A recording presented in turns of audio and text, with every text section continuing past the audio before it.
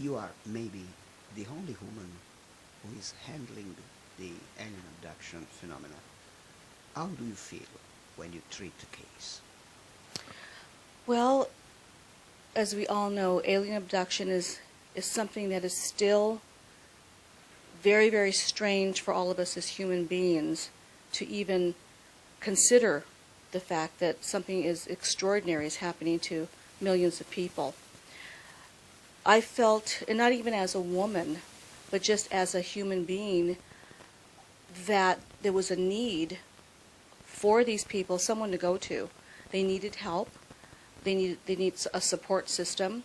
And I felt that, as we say, this was my calling to become a researcher, and more importantly, a hypnotherapist to help people deal with the trauma, because initially it is very traumatic.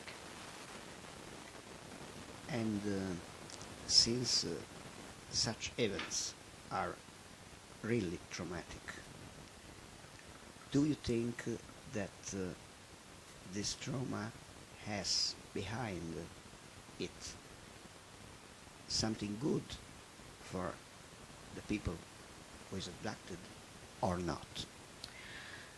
Right now it's just difficult for me to say whether it's negative or whether it's positive. I don't think it's one or the other. What I am doing now for the last 15 years is allowing my clients that I work with to bring the memories up to the surface. As a hypnotherapist, that's what I do, so that they can deal with each memory that comes forward. I leave it up to them to decide whether, if they want to say it's negative or positive. Many of them haven't decided yet, because we still don't know what the ultimate purpose is of what they're doing. But I have been very successful in the fact that my clients have been able to incorporate this extraordinary experience into their lives, because as I mentioned in my lecture, it doesn't go away. So at this time, I really can't say one way or the other.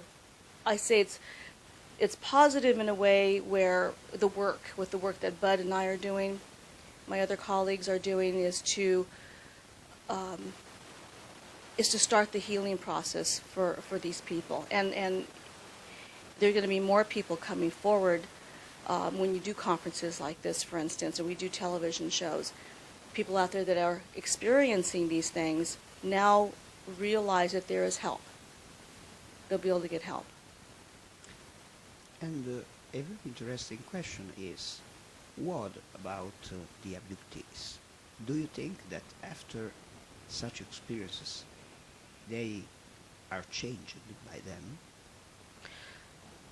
I believe definitely anyone who endures this experience, it does change you. It's a what we call life-altering event.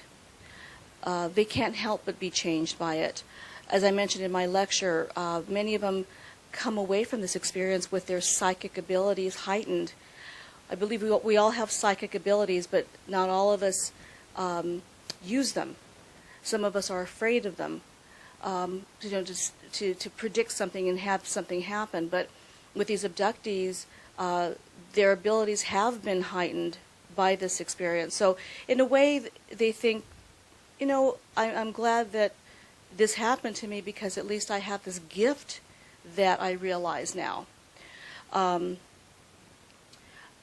other ways, they put all their lives in perspective. What's important? Family, friends. As we know, life on Earth is very short. So they do put all of their priorities in perspective. So in a sense, they come out of it for the better. In a sense. Do you think that the aliens' attitude towards humans in this sense may be comparable to what we do to domestic animals like cats, dogs, or something like that? Oh, absolutely. I think the parallel has been drawn of, we want to study our wildlife. So we shoot them with a dart to put them to sleep, they have no choice. They don't know what we're doing to them.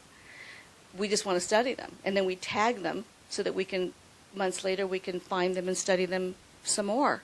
So yes, abductees do feel that they're experiments, and they're put on this metal table, and they don't know why, and they have no choice. So yes, that parallel has been drawn many times.